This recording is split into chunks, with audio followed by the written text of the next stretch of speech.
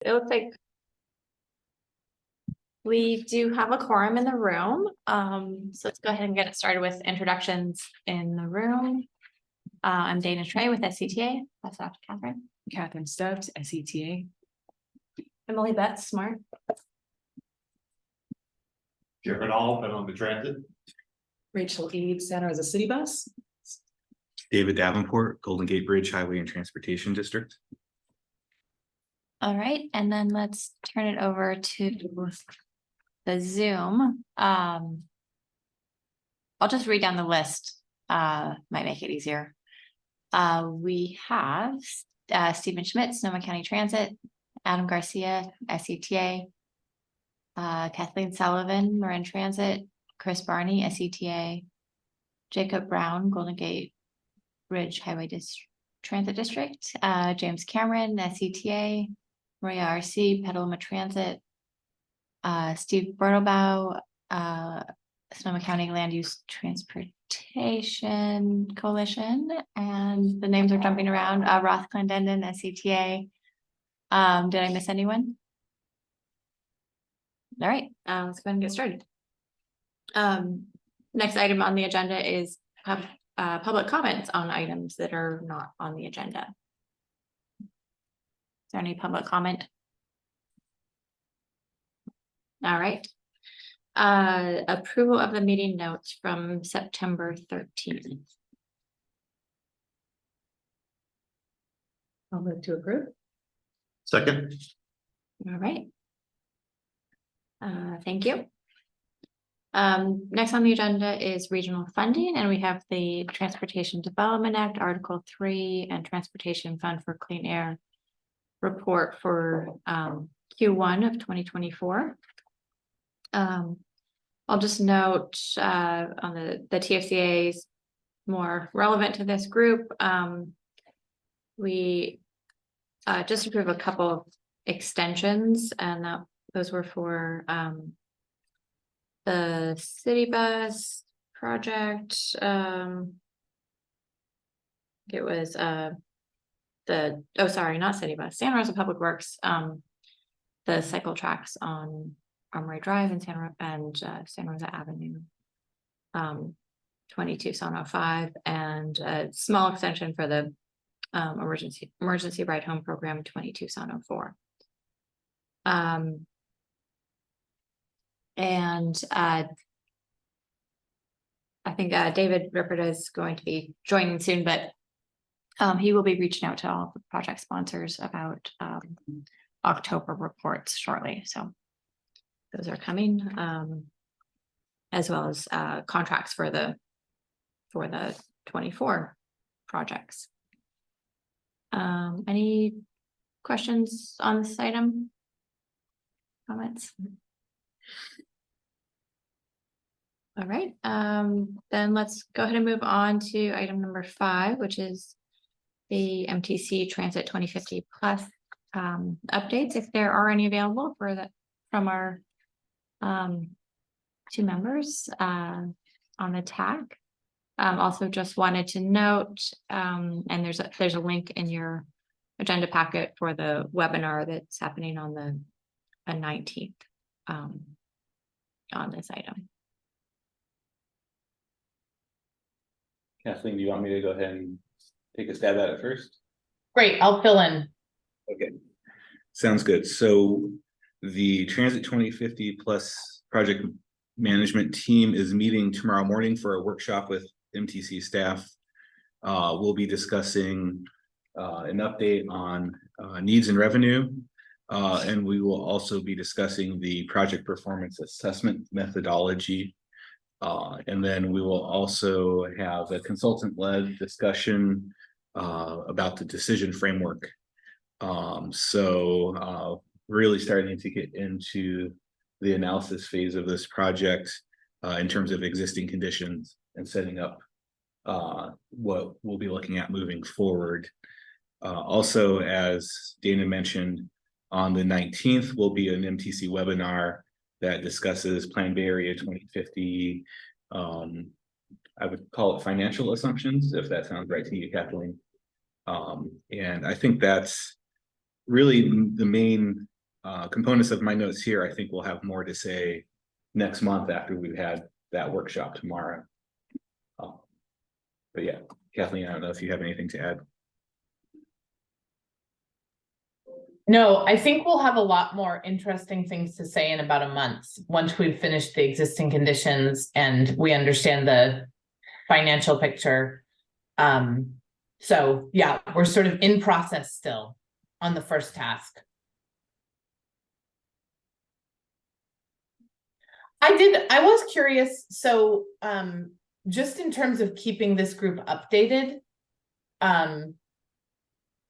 if you have any feedback on how we've been keeping you updated by the email that originally I was sending, and then Andy has taken over sending them individually to each of your agencies. So if you have any feedback on being kept up to date on the study, feel free to send it. Either more or less or different. From my point of view, Kathleen, it's been really helpful. This is Jared. So thanks to you and Andy for sending them. I think it's been just right from my point of view.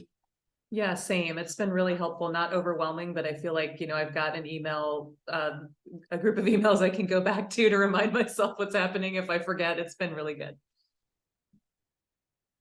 So thank you. Great, thank you all. Any other discussion on this item? Okay, let's go ahead and move on to the transit operator updates. Jared, you want to kick us off? Yeah, thank you. Jared Hall, Petaluma Transit again. So our ZEB plan, our zero emission bus rollout plan, was adopted by City Council and been submitted. Haven't heard back yet. I'm sure we will soon. Still continuing work on electrification of our transit fleet overall. We're about a month away from doing our first purchase of electric buses, going with 4 of those. And then yard improvements were 30% design level for those. Approved our switchgear purchase, which will take over a year to get that. So everything's moving along well with that project. I think I mentioned before, but we are bringing a new CAD ABL system on board, GMB, the same company that Santa Rosa is working with, and Marin. So we're very excited to get that started in a week or two for our kickoff. Maria, did you want to give an update on your items? I can just update on microtransit, I guess, at this point, that we've had 2 ad hoc meetings. We're moving into our 3rd, where we're actually looking at kind of doing a lot of outreach right now, finding out where folks want the service to be. So we'll actually start looking at zones pretty soon, which is very exciting. And I think it's about it for us. Great, thank you. Sure. All right, Rachel. Sure, not a lot new for City Bus. We've got some longer term things going on that I reported out last time. We're finishing up our CAD AVL implementation with GMB, so there's a lot of loose ends, as one expects with any of these transitions. So our team is just working through making sure all the public facing information is accurate and consistent on the various platforms, as well as some internal operational loose ends. But it's going well, and we're looking forward to getting that all concluded, hopefully in the next couple weeks. This is sort of maybe not of super general interest, but the city is reviewing proposals for an electrification, a fleet electrification master plan that we've been wanting to do for some time. So transit is just one piece of that, but it's looking at charging facilities to support the broader electrification of the city fleet. So we're really excited about that, because we're out a little bit in front of most of the rest of the city fleet. We've been sort of pushing to get a plan together so that we can develop our bus charging infrastructure with an eye towards the overall game plan. Petaluma has done the same thing. So we're a little bit behind where you guys are, but I'm very excited it's moving forward. So we're about to conclude that process. So I think that's all I have. And I don't have a ridership report, because with the CAD AVL transition, our September ridership data has to be like forensically assembled, and we're still in that process. So more to come next month. Great, thank you. All right, David, you want to give an update on Golden Gate?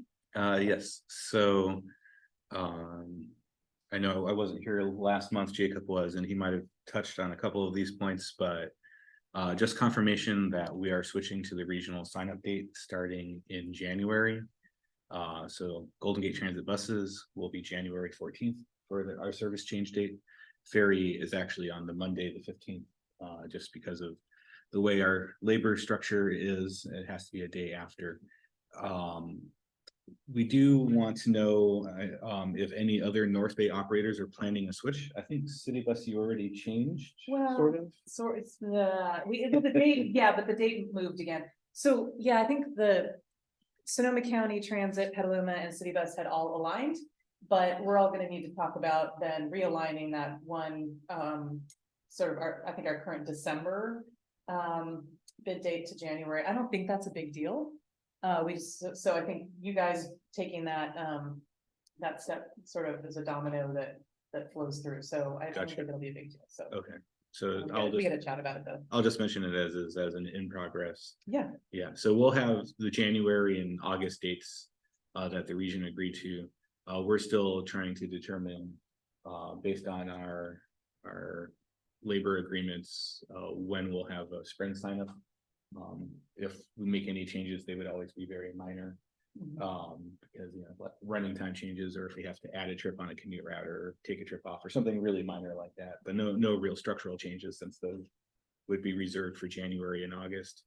And that would be for bus and ferry as well, because our intent would be to pick a date in, could be April or something like that, and maybe sometime in the fall, where it's really just a new run cut for our drivers. Yeah. But we still want to do that on the same weekend for both modes, so that we're not back in a situation where we have multiple signups staggered around the calendar. David, not to interrupt, but Yes. keep us posted where you guys land on that, because, we have 4 changes a year as well, and to the, we'll definitely align with those regional dates, but if there's an ability to line up for all 4, because, and we generally make pretty small changes too, but, again, You never sometimes, you never know, right? So. Like if there's a big detour or something, Yeah. or Yeah. whatever. Yeah, it's it's definitely not set in concrete. I had a meeting yesterday about it, and it's just very TBD, unfortunately, because it's really, those minor dates are really starting to kind of veer off of the past practice of, just quarterly, Right. And so we're even talking about potentially 3 signups a year for bus, or 2 signups a year for ferry, just depending on where things lie. But Okay. right now we do 4, so it might be a little strange to do 4 signups and then have such short signups between August and January. So Yeah. hopefully next month I'll have more information on that. Let's see, moving on from that though.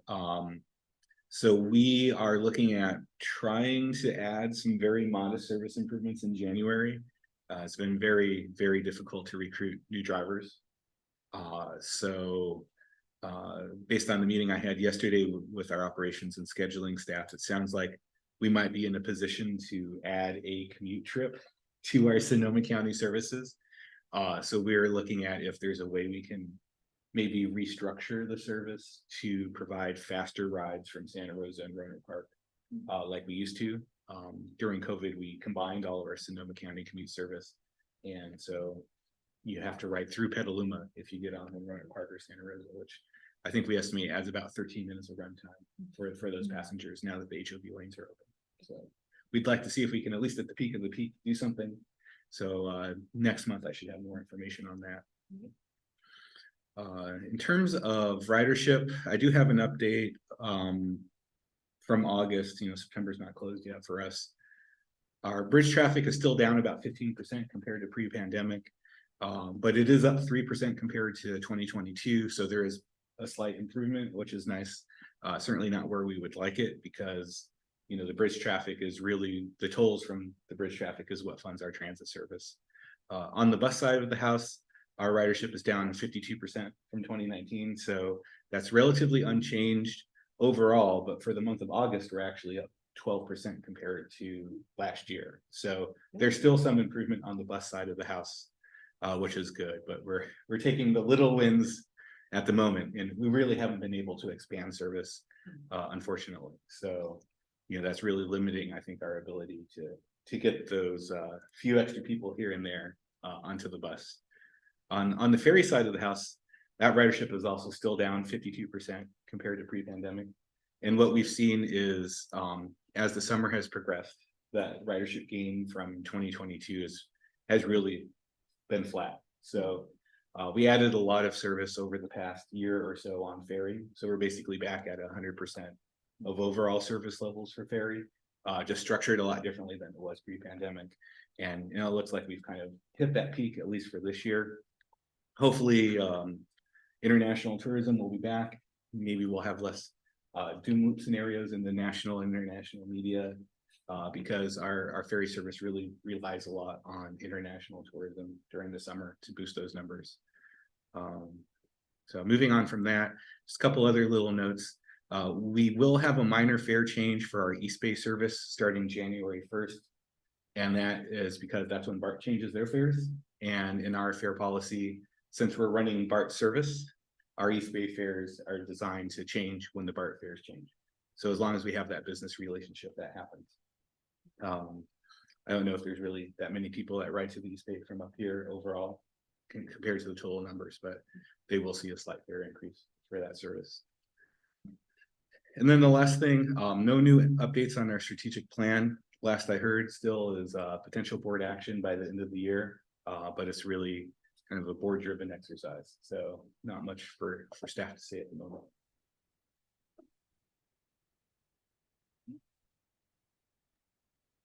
Thank you. All right, an update from Smart. We did a schedule change this past week. We're now running 16 trips on Saturdays and Sundays. It went well. It was Fleet Week this weekend, so we'll see how it goes into the fall. It'll be a great ridership over the weekend. See, September ridership was 9% over pre-COVID. Good, holding strong. Let's see, wayfinding. I had a meeting with the prototype people from MTC. Did you meet with them as well?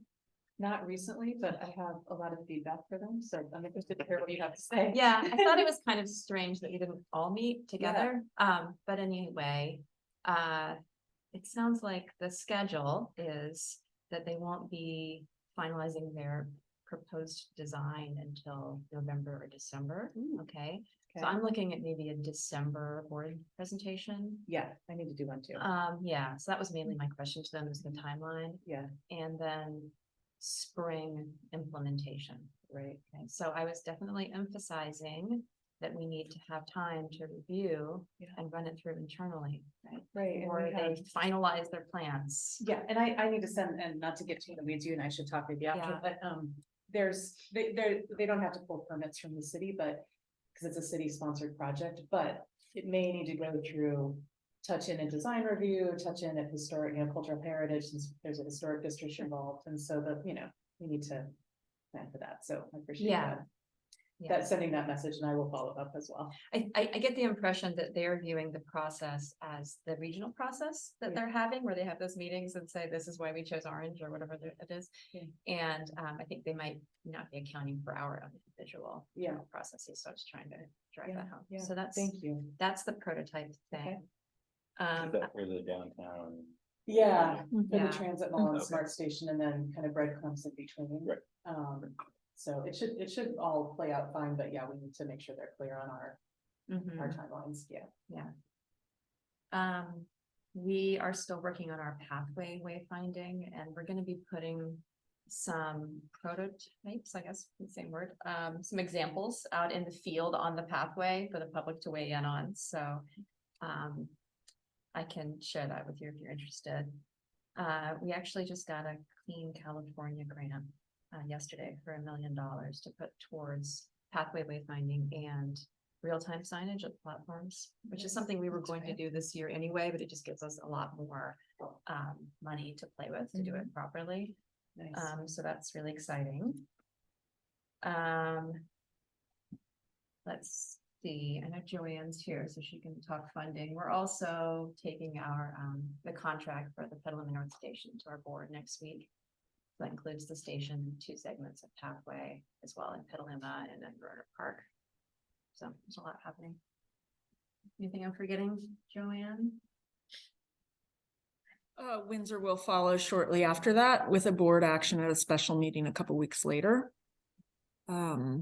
And we are working on scheduling a groundbreaking for Petaluma North. When we have a date settled, we'll send it out to folks. Join us if you want. Hopefully it won't be muddy. You And anticipate that being in 2024, Joanne? with the groundbreaking, Yeah. no, early November. Oh, great. Sounds good. And then we have the Healdsburg funding. We received a grant for the Federal Railroad Administration grant that was awarded a couple weeks back, puts money towards the systems work for Windsor to Healdsburg, and purchase of 3 new Tier 4, or half the funding to purchase 3 new Tier 4 locomotives for the freight side. That's probably it.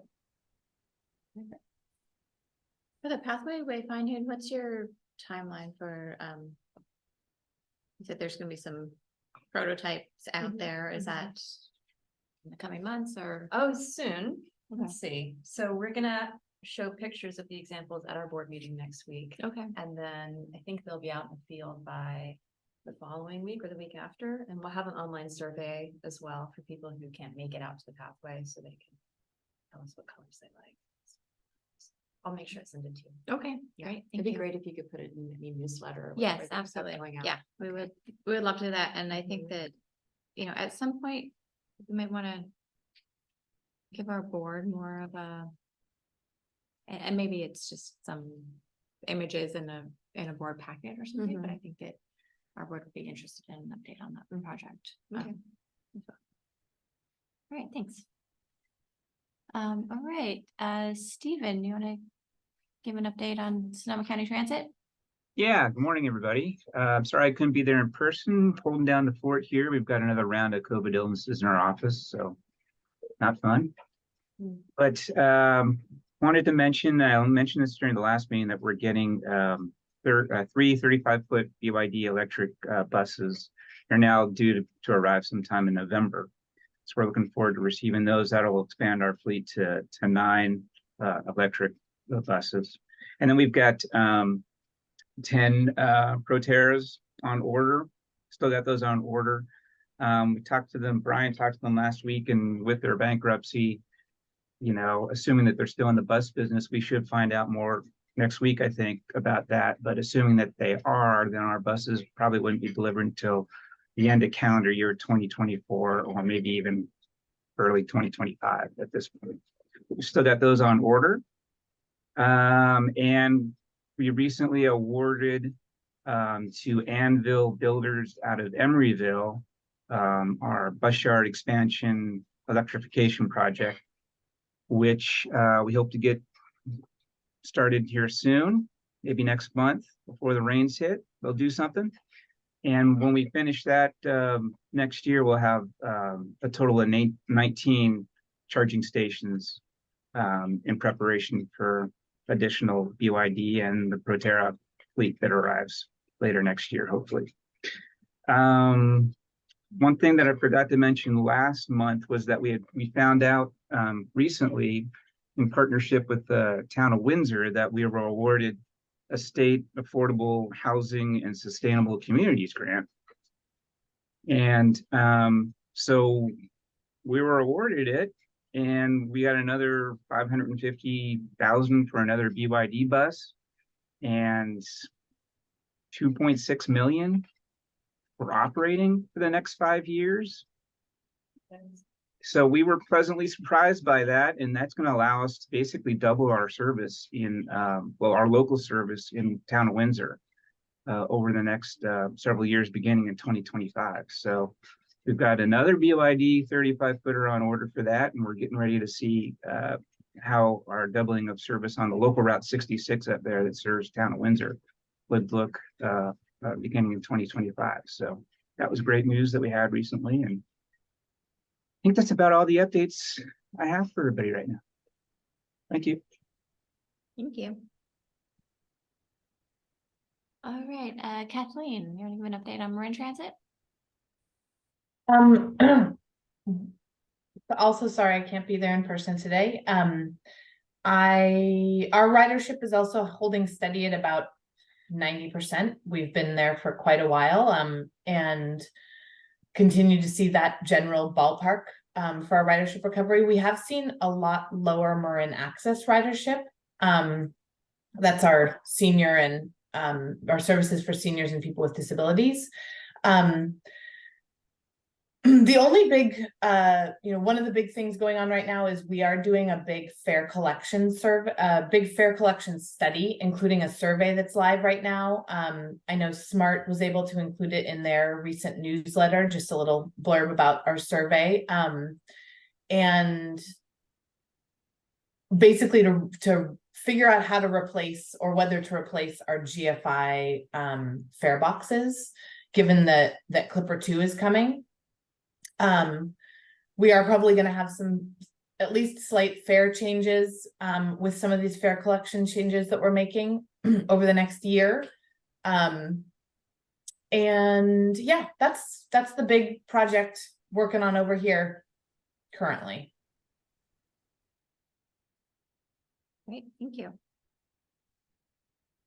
All right. Oh, I will say one other thing, which is that just occurred to me. We have been participating in the stand-up of the R&M Council and R&M Committee, because Nancy has been designated officially confirmed as one of the small operator reps on the R&M Council. So we're working on sort of the stand-up of that committee, figuring out what their charter is and work plan and all of that. So we have been involved in a lot of those regional conversations, and if there are notable things, as the work plan is still in progress, as is the charter. So as there are things to report, I will try and bring those back on that. I think the 3 small operator reps are WEDA, County Connection, and Marin Transit, and then all the big operators, including Golden Gate. Great, thank you. And I think that I forgot to put an update in here on the local transit integration work. And I don't really have that much of an update. This month we've gotten through the recommendations workshops for the service planning study, and are actually looking at extending the time frame of completing the study by a couple months. But we're still working that out. Just some additional questions and data analysis that's come up. And still working through web development as well. Does anybody have anything else to add on that? I think there's not any real milestones yet. Okay, then let's move on to item number 7. This is for discussion. Steve Bertabaugh was actually really interested in the CARB's 2022 scoping plan and the vision for transit in that. And one of the things that came up in that scoping plan was the vision for doubling transit by 2030, which is very soon. But I think that we wanted to just have a discussion on, in theory, what are the things that would need to be considered to make that happen. So just wanted to extend that discussion here, and I think there were a list of kind of assumed things that would need to happen, like of course increase of fleet, lead time to procure that fleet, bus yard capacity, maintenance facilities, of course, like what the time frame would be to actually make that happen if the funding were here, staffing, training, things of that sort. But I just kind of wanted to maybe go around the room and hear what thoughts are on, are there any other like major considerations that would need to go into that factor? And if I just want to clarify, I believe it was, and I don't know if Steve wants to chime in, but the CARB vision was doubling frequency or doubling peak frequency of all transit? I think it was frequency, let me see if I could pull it up. I think it was just doubling transit service Just service altogether. hours. Service Okay, hours, yeah. So not necessarily peak, and I think we had some metrics on Right, and that's on peak, but Yes, not that's right. necessarily on doubling.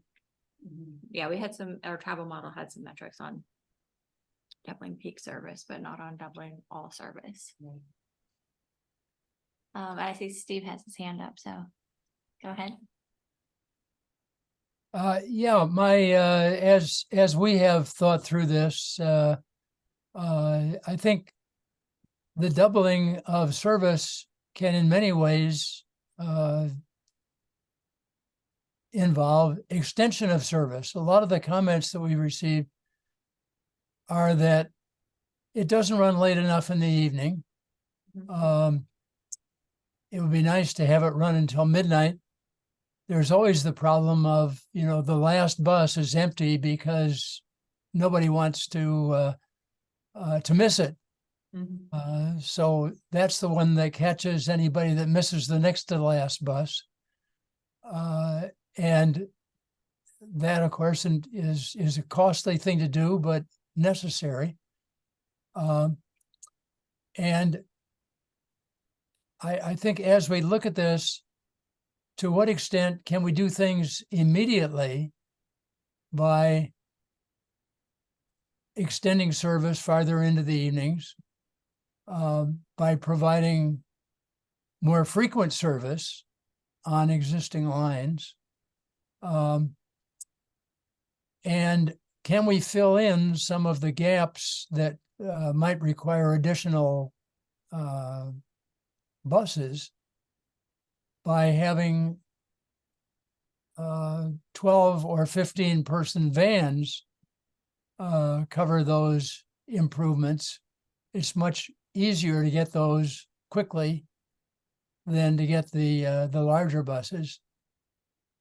So what I'd like to do is establish some kind of a series of conversations about ways that we can have 5% per year increases, or maybe 20% per year increases, so that by 2030 we've actually reached the goal,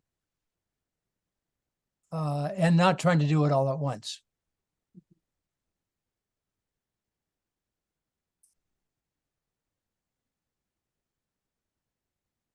Does anybody want to speak to the passenger vans? And I think what I've heard is that maybe those aren't necessarily easier to procure, but does anybody have any thoughts on that versus buses?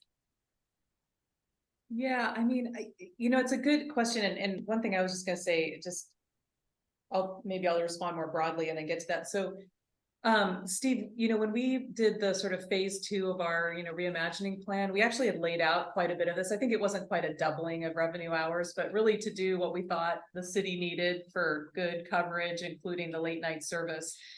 It was maybe a 60% increase or something like that, but that phase 2 plan, and I'm happy to revisit it and send you some refreshed numbers, but laid out what it would take to do late night service, in terms of not just the expansion of service, but we'd have to keep the city maintenance facility open later, our supervisory staff open later, so there's some fixed costs associated.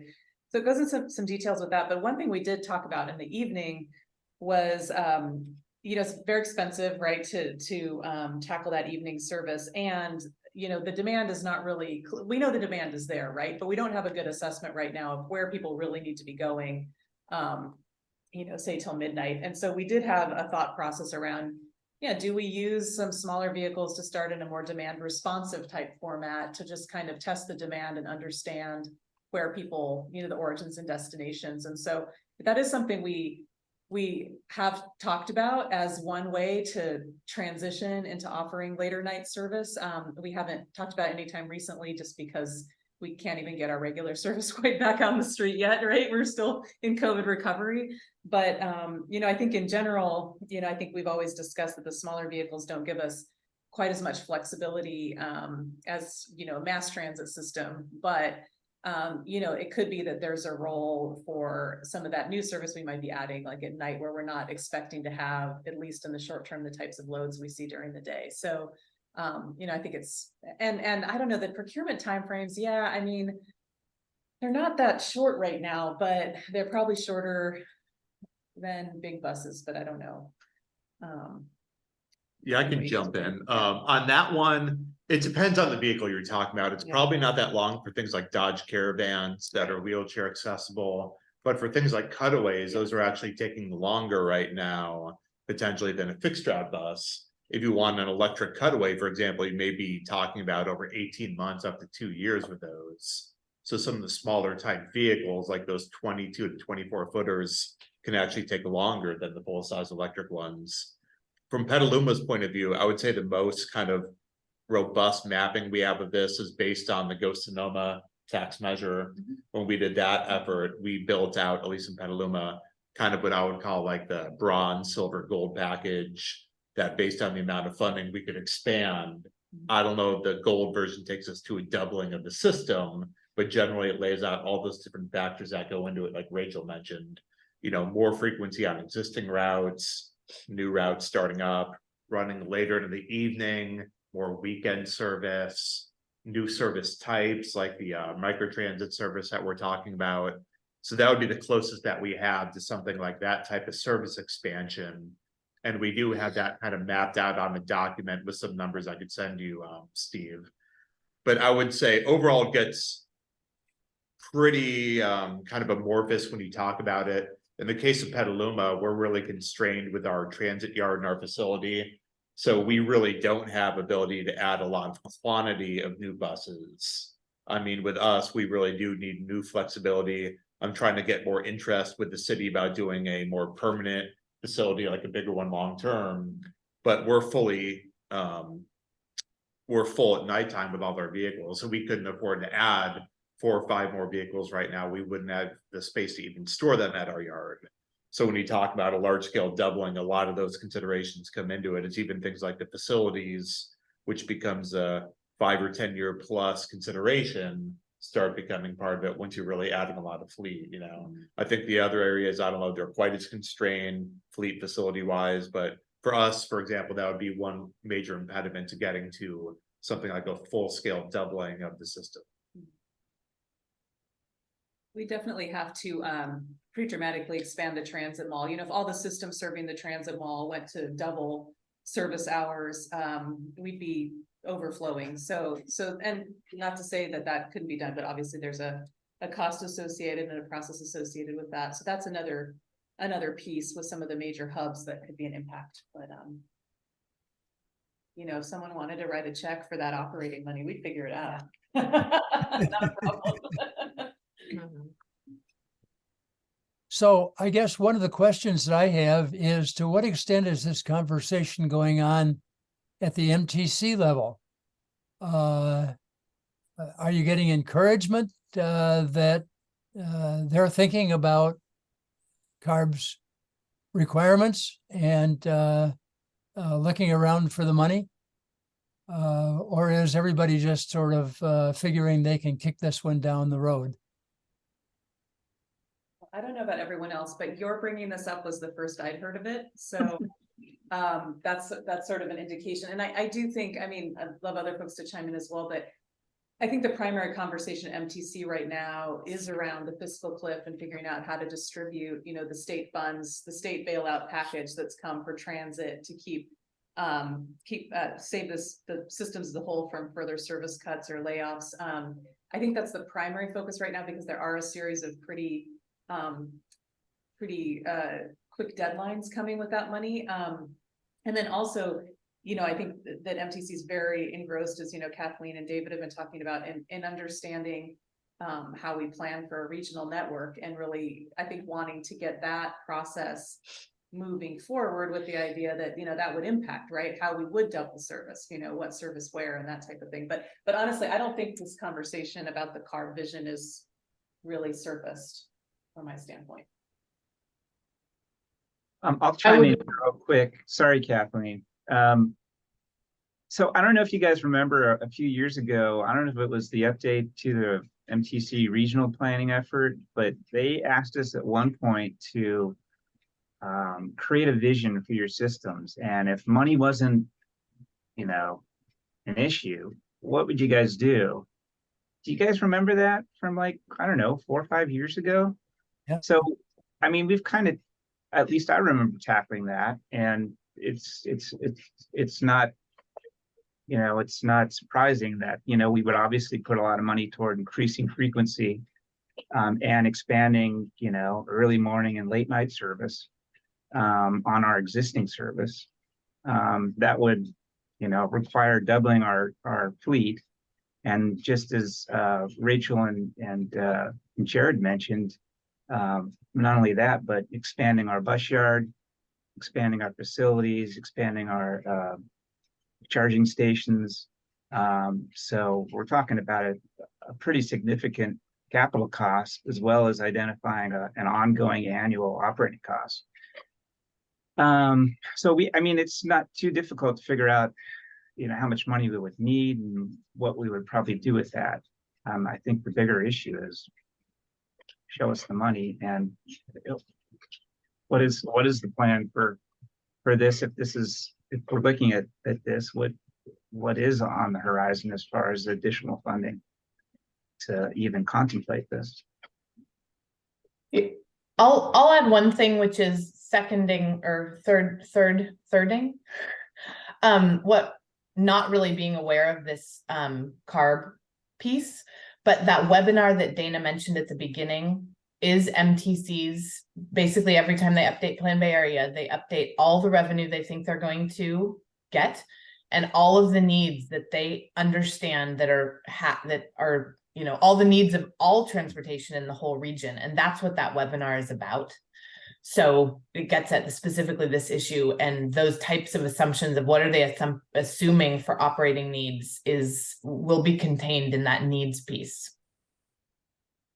So Kathleen, is that fiscally constrained though? I mean, I guess that sometimes I'm confused about which part of the vision is the fiscal vision versus and what we really think we need. So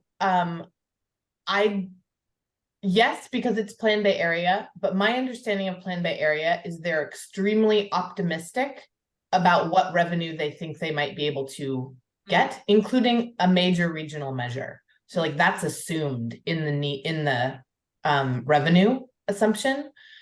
So yes, potentially more money could fall from the sky, but I don't think it's and correct me if I'm wrong, David, you might have a different understanding, but in my understanding of what they've talked about, it's that it is fiscally constrained, but it's pretty optimistic in what it assumes is given, you know, is part of that revenue picture that is coming. Yeah, I was gonna say, yes, it's fiscally constrained in the sense of the definition of being fiscally constrained. Yeah. But the actual assumptions are very, very optimistic. So, and I mean, the talking that I've heard so far, correct me if I'm wrong, Kathleen, is there's an assumption that even with those very optimistic funding scenarios that get built into Plan Bay Area, there will still be a list of transit projects that are unfunded because the need is so great. Mm-hmm. Obviously, the analysis will actually prove out exactly what that is, but that seems like going into this process, the expectation that we're going to have, you know, 3 buckets of projects to look at basically and say, well, you know, we have this X hundreds of billions of dollars between now and 2050 to fund it. What gets on left on the chopping block, what gets built. Mm-hmm. And there is some operational component to that as well, because it's not just capital projects. Mm-hmm. Mm-hmm. So when we look at the funding, one of the things that the other aspect that the CARB scoping plan has is a 25% reduction of vehicle miles traveled over the next between now and 2030 and a 30% reduction by 2045. And so at some point, people are going to start looking at how that affects the cost of operating roads and so forth. And to what extent does that funding get transferred over to enable transit to double? And I'm not sure how clear MTC is about all of that, but I think we can expect at least some money to get transferred from maintaining roads to enlarging transit.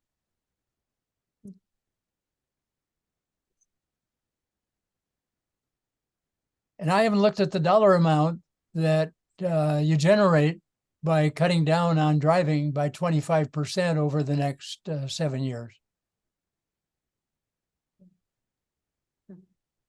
I swore if I could just add something, but I swore I would never talk about another Plan Bay area, but here we go.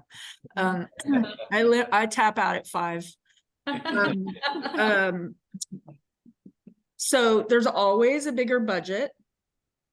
In the financially constrained dollar figure, it's always greater than the known available resources today, because there has never been a RTP Plan Bay area that hasn't seen a new revenue stream come to be during that time, the time that the plan's in place, right? Whether it's bridge tolls or federal infrastructure investment or Senate Bill 1, there's always new money. So they always have a cushion there for new money.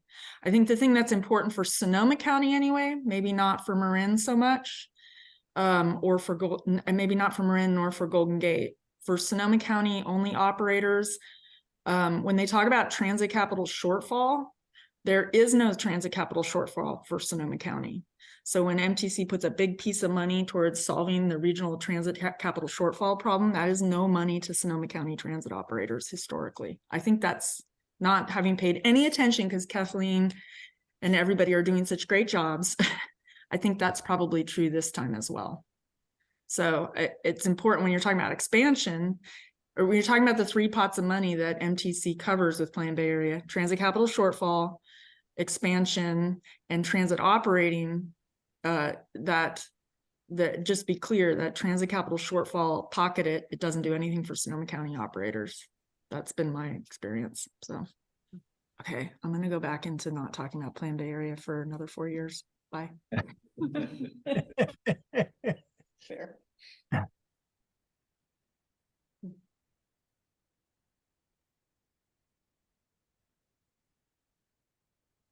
Well, this is a very useful conversation for me. And we'll be trying to do some things at the regional and the state level to begin to get other people thinking about this. I'm sure other operators are sort of they're not as far along as we are. So we'll be the head of the spear. Well, we appreciate the advocacy for sure. And like I said, you know, if there's more information we can provide, we're happy to do that. Yeah, I just think this one hasn't quite bubbled up to be front and center yet. Thank you all. Thank you. All right, we are down to other business comments and announcements. Anybody have anything?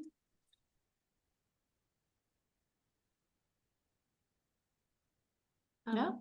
I know there's a Bay Pass Extension Clipper meeting on Friday. You guys part of this? You're aware of this? Yeah, okay, I'm aware. Aware. That's about the extent. It's sort of like, it was a very awkward scheduling process, and then I scheduled it at a time I wasn't available, and I'm gonna call anyway. Is that extension for extending the pilot or Yeah, I think it's extending for the extending the reach? pilot. I don't think it's phase 2. I think it's phase 1. So make sure you knew that was happening. Yeah, I have it on the calendar for 2 o'clock. Okay. Yeah. So it's North Bay Pacific. Yeah, it is. I mean, I think we're supportive of expanding it, but yeah, see what they want to talk about. Yeah. We'll do that. Dana, And I- yeah, thanks. The Affordable Housing Sustainable Community Program has grant guidelines open for round 8 right now. They're due on October 24th. It has come to our attention that they're really wedded to this whole, housing projects beyond 1 mile away from transit hubs or rail stations are not eligible to apply. Basically, you can't score as well. Would SCTA be willing to make a comment that they should broaden the definition or the radius around rail stations to be 3 miles, which is what the FTA says for bike projects being de facto part of a rail station? So Jan, I haven't looked at the latest draft guidelines, but are they changing like the TOD and ICP definitions? And because there's the 3 categories for ASIC, right? Whereas there's the rural ICP Right. and like the heavy transit kind of Right. one. They are the same distance from the rail or transit station, whether it's rural or urban. And that's the question. And I'm just wondering if SCTA would be willing to comment that for rural and rural rail, but rural distance, housing distance to transit hubs and stations, could it be 3 miles instead of 1 mile? 1 mile is a bit ridiculous in a rural setting, but just we're going to comment on that, and I'm just looking for other partners who have rural housing to want to be able to talk to that. Joanne, maybe you can share your comment letter for us and we can take a look at it and look at the Okay. guidelines and evaluate it. It's more like a comment email, but yeah, I Sounds good. can do that. Just send us some language. Yeah, okay, thanks.